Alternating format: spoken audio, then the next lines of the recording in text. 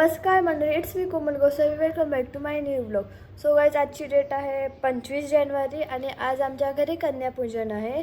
म्हणजे मामाच्या घरी. मामा नर्मदा परिक्रमा करून 3 to 4 महिने आला. म्हणजे सगळेजण म्हणतात की त्याची परिक्रमा तरी खूप लवकर झालेली आहे आणि याची परिक्रमा कशी झाली हे सगळं आपण त्यालाच विचारणार आहोत पुढे.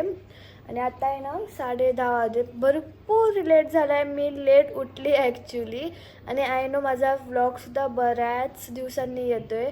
ॲक्च्युली मन सॉरी फॉर दॅट गाईज. आणि मी बड्डेचा व्लॉग ॲक्च्युली शूट केलेला होता गाईज, पण नेमकी गडबड काय झालेली होती.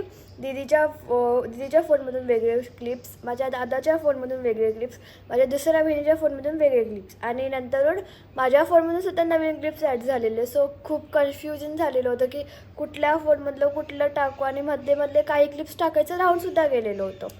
त्याच्यामुळे मी तो व्लॉगच अपलोड केलेला नव्हता. नाहीतर खूप एडिटिंगसुद्धा बऱ्यापैकी झालेली होती, पण नंतरून खूप असं कंटाळा झालेला मला. म्हणजे काय कुठलं व्ह्यू काहीच कळत नव्हतं. बट आता ट्राय करायचं जास्तीत जास्त व्लॉग टाकायचा, कारण आता आपला न्यू फोनसुद्धा आलेला आहे काहीच. आणि बघूया पुढे.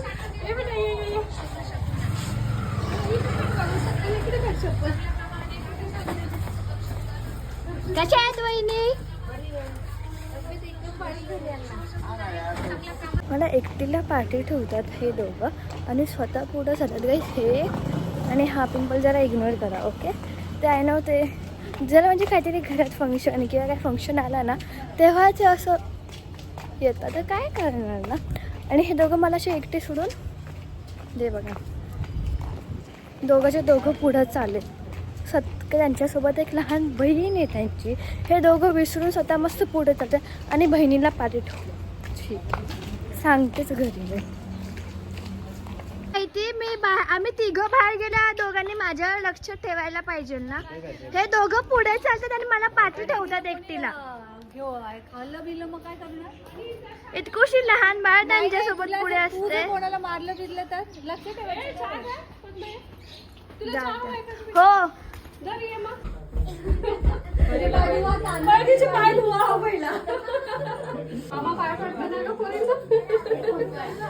हा हो, तुमचे काम करताना पण घेते. अरे वा वा वा, काम करताना बरोबर आलीच मग.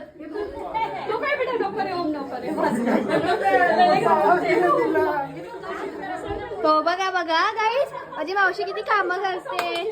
हा, माझ्या वहिनीला इथे कामं एकटीला ठेवलं आणि मावशी बाहेर चालली. सगळ्यांना माहिती अशा मामी किती कामं करतात. ए साईडला होत, काही कामं करत नाही मधी. गाईज एक टोप तिकडे गेलाय, फक्त ही एवढंच करते का टोप तिकडे.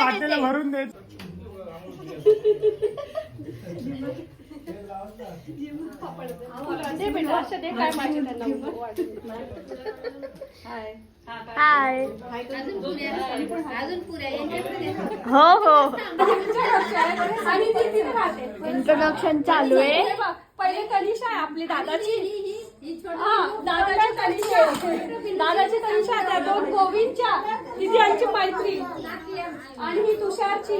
त्यांचे एक्सप्रेशन तर बघ यांचं चालू काय आहे म्हणून. विराटची, ह्या मंचकरच्या दोघी, आणि विकीची, ही जावेदकरच्या ताईची, आणि ही आमची मायरा, आणि मी ही आमची मायरा, आणि तू माझी कोमला. कसं मामी?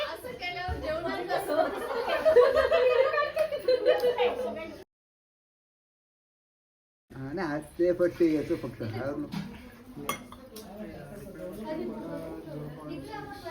ओमला नाही जमणार कॅमेरा ऑपरेट करतो. तर कॅमेरामॅन चायनाचा आहे तो. चायना कोरियन आहे. मला पण गिफ्ट भेटलं काही. अजून पोरांना अजून एवढं सवय नाही. टोपी घालतात. काय नाही, पण टोपी घालतात का मामाला? मामाला टोपी घातली, पण मामाला मुलगीच नाहीये. हे कपडे दे त्यांच्या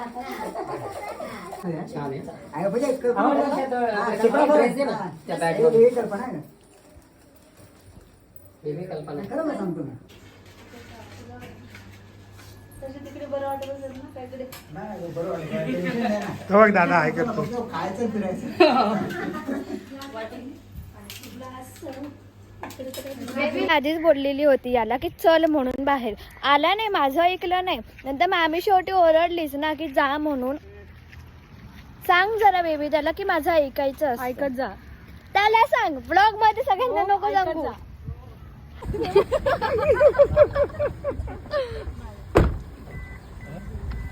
काही अभी तो मजे होंगे.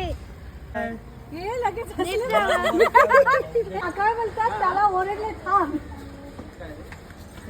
शेवटी सगळ्यांची लाडकी आहे मी एवढी. ताई माझा फोन उचल. माझा फोन चालू उचल. करते ना कसं काय मामी निपुण आणि बेबीला परत घेऊन आलो. निपुणला राहायचंच होतं. काकांकडे असं असं असं असं बघितलं. काका रेडी झाले. बरं आलं चला. पण तुम्ही आता भाजी बिजी इथूनच घेऊन जा खायला म्हणजे तिकडे जेवायला आहे की नाही. नीट ये ना. ते सांगत होते हा हा बोलला आधी नंतर नाही बोलला मग ही आणि ओम पण सांगितलं आम्ही थांबत हा ना एवढे तर सांगतात आहे ना सकाळी ये निघून. अशी आपली जागाच नाही.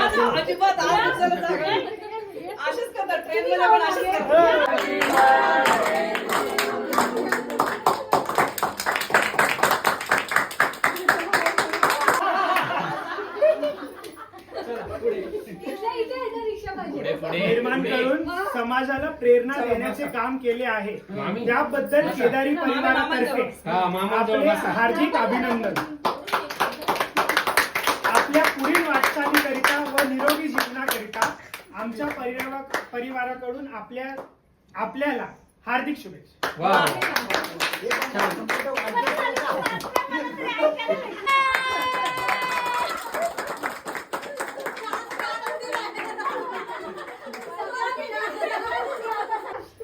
ऍडव्हान्स मध्ये बुके दिले वाढदिवसाच्या दिवशी देऊ. सो गाईज आज दिवसभर काहीच बोलणं झालं नाही. आय नो नेमकी मी मला सांगते आज काय होतं आणि काय नाही. सो आज घरी होती कन्यापूजन. मीन्स माझा मामा गेलेला होता नर्मदा परिक्रमेला. सो नर्मदा परिक्रमा काय आहे हे नेक्स्ट क्लिपमध्ये तुम्हाला कळेलच. आणि सो ती पूजा केल्या म्हणजे परिक्रमा केल्यानंतर कन्यापूजन करायचं असं. घरी 11 कन्यांना म्हणजे 11 कन्यांची पूजा वगैरे करायची असते. सो त्याबद्दलचा आज पूर्ण डे होता. आणि त्यात मामा एवढ्या महिन्यांनी आला. सो त्याला सगळेजण भेटायला पण आलेले. मामा नर्मदा परिक्रमा म्हणजे काय? म्हणजे नर्मदा परिक्रमा म्हणजे काय माहिती का, त्याला आपण जसं मंदिरात कसं आपण फेरी मारतो ना, मंदिरामध्ये तू जातेस त्याला चक्कर, त्याला परिक्रमा बोलतात. म्हणजे त्याला चक्कर मार. तर नर्मदा परिक्रमा म्हणजे नर्मदा नदी. आणि ती नदी अशी आहे का ती तुला कुठं गुप्त दिसत नाही. तिचा म्हणजे तुला उगम म्हणजे तुला नर्मदा नदी क्लिअर दिसते तुला. आता गंगा गाठी गुप्त होती. नर्मदा तशी कुठंच गुप्त होत नाही. आणि ती आणि उलट्या दिशेने चालते. ती नर्मदा उलट्या दिशेने वाहते. तिचं वाहन उलट्या दिशेने. ठीक आहे. तर परिक्रमा त्याच्यावरती मग ऋषींनी वगैरे पण तपश्चर्या केलेली. म्हणजे राक्षसांनी पण केले, देवांनी पण त्याच्यावरती तपश्चर्या केली. म्हणून तिचं फार महत्त्व आहे. त्या नर्मदाबद्दल असं त्याची एक कहाणी आहे की एक राक्षस होता. तर त्याला काहीतरी वर व्हावा होता. मग त्याने पुष्कळ वर्ष तपश्चर्या केली. पण तो तपश्चर्या करता रोज एक शिवलिंग तयार करायचा. शिवलिंग तयार रोज करायचा. मग त्याला शंकर भगवान प्रसन्न झाले. त्याचा वर भेटला तो निघून गेला. पण त्याने ते शिवलिंग तसेच राहिले. मग ते काय ते शिवलिंग तसेच आहे. म्हणून आपण त्या नर्मदा नदीतले शिवलिंग आहे ना, त्याला आपण घरात ना आपण डायरेक्ट मंदिरात याच्यात देवळात ठेवू शकतो. त्याला आपल्याला प्राणप्रतिष्ठा करायची गरज नाही. म्हणून म्हणजे नर्मदा हर कंकर में शंकर आहे असं बोलतात. अच्छा. आणि कसा होता तुझा एक्सपिरियन्स? किती टाइम लागला तुला त्या परिक्रमेला? नाही टाइम म्हणजे ऍक्च्युली जर मी बघ आता मी कधी 2 ऑक्टोबरला मी परिक्रमा सुरू केली. आणि जर मी मी जर समजा मध्ये जर गाडीची मदत नसते घेतली, मी जवळपूरला मी गाडीने प्रवास केला. जर तो जर नसता केला तर मला 4.5 महिने लागले असते. 4.5-5 महिने. माझा पाय दुखत असल्यामुळे मी जरा ऑक्टोबर, नोव्हेंबर, डिसेंबर, 4 महिने तर असेच लागले. 4 महिने 3.5 महिने लागले मला. तर माझा पाय दुखत असल्यामुळे म्हणजे मी गाडीने प्रवास केला होता. परिक्रमा ओंकारेश्वर म्हणून आहे स्थान. ते पण शंकराचं स्थान आहे. MP मध्ये असतं ते, इंदोरच्या पुढे. तर तिथं आपण परिक्रमा जेव्हा उचलतो म्हणजे काय करतो माहिती का, आपण तिथे संकल्प घेतो. म्हणजे संकल्प माहिती असं म्हणजे एखादी गोष्ट करायचं आपण म्हणजे प्रतिज्ञा करतो मी अशी गोष्ट करेन, त्याला संकल्प बोलतात. मग ते त्याची पूजाविधी झाली, आपल्याला एक छोटीशी बाटली पण असते, त्याच्यात ते नर्मदा जल घ्यायचं असतं. ते जल याच्याकरता ठेवायचं असतं की आपण जेव्हा प्रवास करतो तर काही आपल्याला म्हणजे प्रवास असा खरं जे पाहिजे असतो की नर्मदा किनाऱ्याने जायचं असतं. तर कधी ते असं होतं की आपण नर्मदा किनाऱ्यापासून दूर जातो, मग तेव्हा तिची म्हणजे आठवण म्हणून आपण ते आपण बाटली ठेवते नर्मदा माईची. तर तिथं म्हणजे पहिले ओंकारेश्वरला तिथं पूजन केलं आणि तिकडं मग त्याविषयी निघालं. आणि ते मानदाने परिक्रमा आहे, तिथे काही डोंगर आहे ओंकारेश्वरला, ते ओमच्या आकाराचं आहे. तर त्याची परिक्रमा केली जाते. ती काय 2-3 तासाची परिक्रमा आहे. तर ती परिक्रमा करून मग नंतर मी निघालो म्हणजे आपल्या. आणि तुझं तिकडं जेवणाचं राहण्याची सोय कशी होती नक्की? जेवणाकरता आश्रम आहेत माहिती, आणि त्यांची फार सेवाभावना चांगली आहे. तिकडचे माणसं कसे होते? ते माणसं फार छान आहे, म्हणजे त्यांच्या मनामध्ये फार श्रद्धा आहे. ते आमचे कपडे आहेत ना सफेद वस्त्र म्हणजे ते आम्हाला म्हणजे नर्मदा माई समजायचे. त्या नर्मदा माई म्हणून आमची ती सेवा करायची त्यांना ते तर ते म्हणजे आमच्यामध्ये नर्मदा बघायचे. लक्षात ठेव, ते नर्मदा आमच्यामध्ये बघायचे आणि तशी सेवा करायची. म्हणजे त्यांची सेवाभाव फार आहे.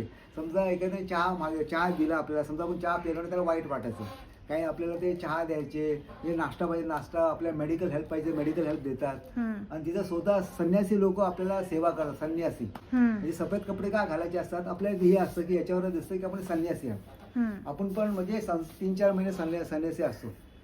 हे खरं म्हणजे ह्या पिरियडमध्ये ह्या अवधीमध्ये जेव्हा परिक्रमा करतो ना, त्या अवधीमध्ये आपलं म्हणजे घरचीला फार कमीत कमी संबंध पाहिजे.